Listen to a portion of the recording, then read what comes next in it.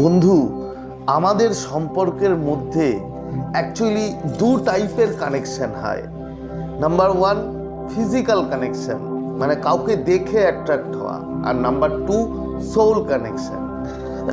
দেখো, soul connection যেটা, সেটা কিন্তু যার সাথে হওয়ার সেটা কিন্তু তার সাথেই হয়। হতে পারে তুমি বছরের পর বছর তার সাথে তোমার কানেকশন আছে, কিন্তু সেটা সোল কানেকশন নাও হতে পারে।